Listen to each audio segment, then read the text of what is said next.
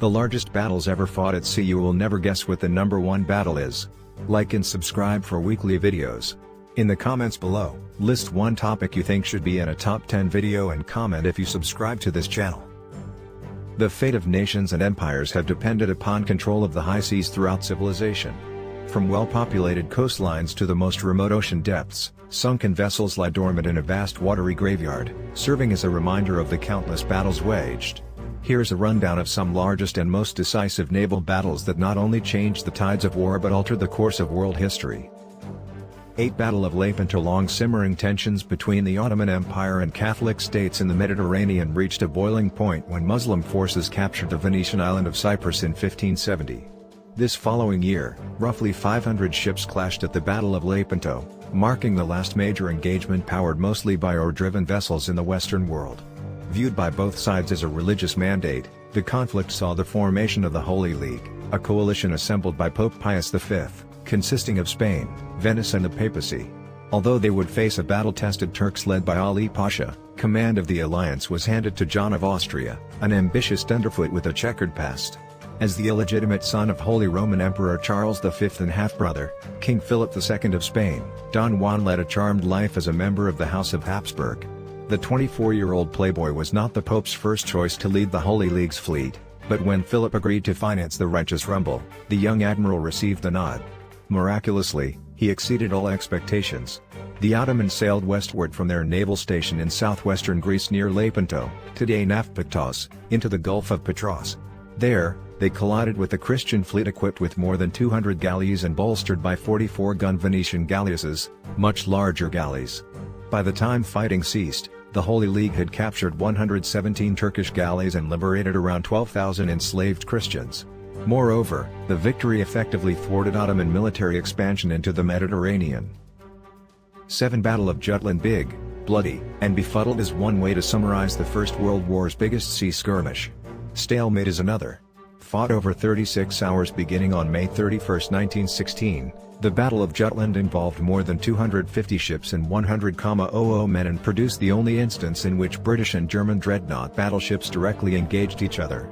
Under the command of Admiral Reinhard Scheer, the German High Seas Fleet attempted to cripple the Royal Navy by luring Admiral Sir David Beattie's battlecruiser force out into the open. However, the British caught a whiff of the plan and quickly dispatched Admiral Sir John Jellicoe's Grand Fleet that had been stationed at Scapa Flow in the Orkney Islands.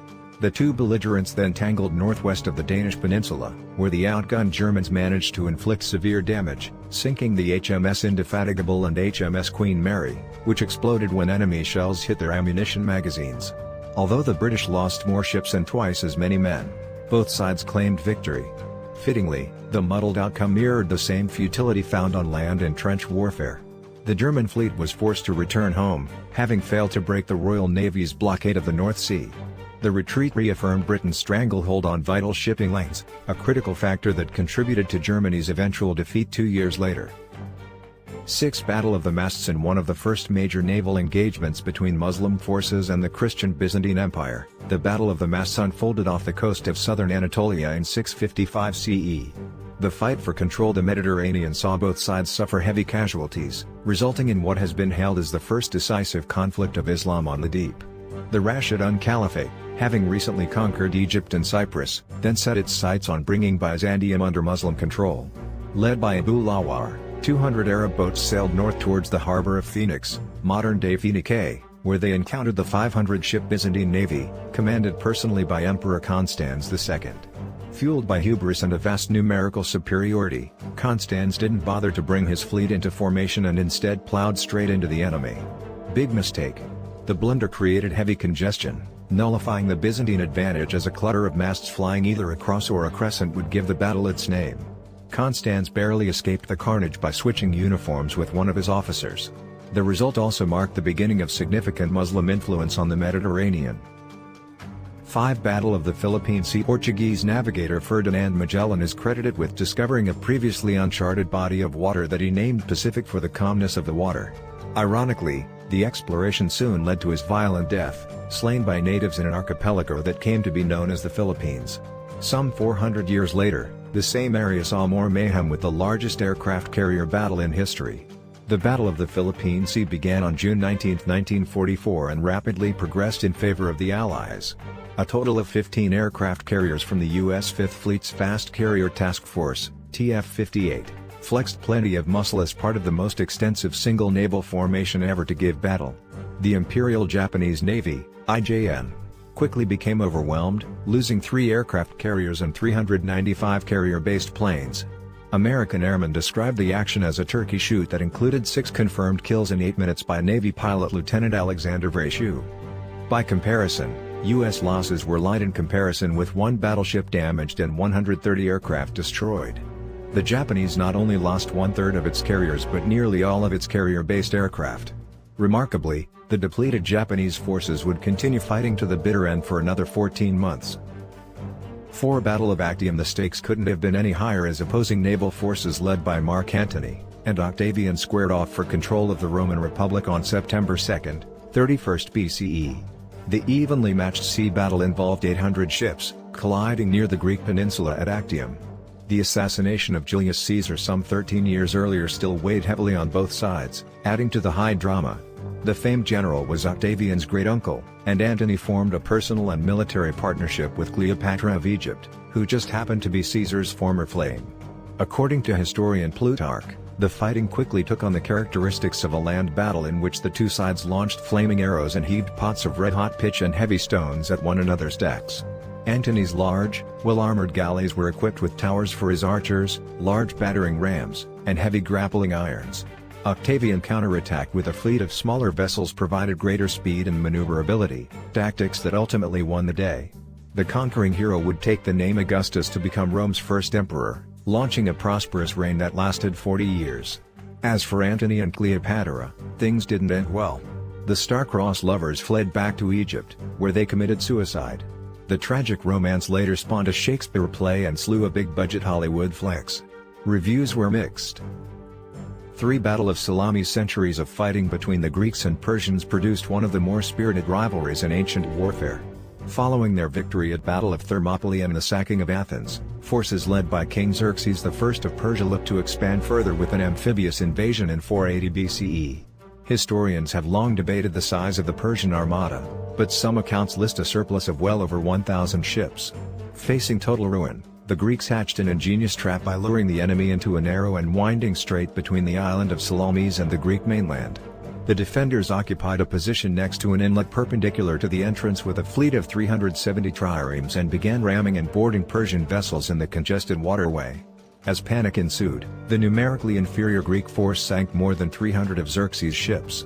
The defeat forced the Persian to put the invasion on hold, a significant turning point in the Greco-Persian War that saved Hellenic culture from annihilation. 2 Red Cliffs. In the melting away days of the Han Dynasty in China, an exemplary fight happened, including a more modest power conquering colossal chances to overcome a lot bigger naval force. A triplet of warlords had been competing to hold on to power in the colder time of year of 208 AD, before at long last ejecting in one of the more terrific maritime commitment in old history. Troops under Cao arranged to attack the southern domain encompassing the Yangtze River Valley with a huge task force and 250,000 men. Accordingly, Liu Bei and Sun Quan quickly framed an alliance with a consolidated power of 50,000 soldiers.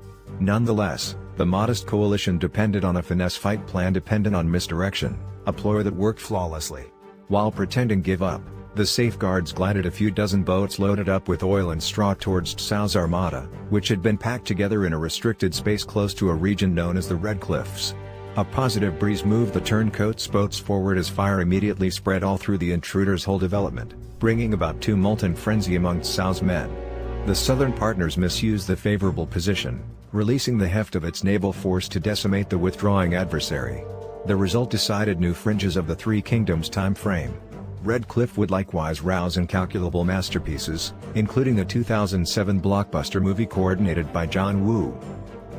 1 Battle of Leyte Gulf. Considered by many historians as the largest naval battle of all time, the Battle of Leyte Gulf involved a series of engagements between the United States and Japan fought off the Philippine islands of Leyte, Samar, and Luzon. The Americans' plan was designed to achieve 2 main objectives: liberate the Japanese-occupied Philippines while regaining strategic bases in the Pacific to hasten the end of World War II. By October 1944, the once mighty Imperial Japanese Navy had been severely weakened from previous campaigns. Nonetheless, they still managed to assemble a formidable array of heavy gun warships as well as the first use of organized kamikaze attacks. The Allies countered with the full juggernaut of the U.S. 3rd and 7th Fleets with a combined total of about 200,000 personnel. The battle stretched over 3 days in which the Japanese suffered catastrophic losses, crippling its ability to fight as an effective naval force for the remainder of the war. 26 Japanese ships and around 300 planes were destroyed, either by anti-aircraft fire or kamikaze attacks, and more than 12,000 Japanese sailors and airmen died. During an interrogation after Japan's surrender, Admiral Mitsumasa Yonai, the Navy minister, said of late, "I felt that was the end.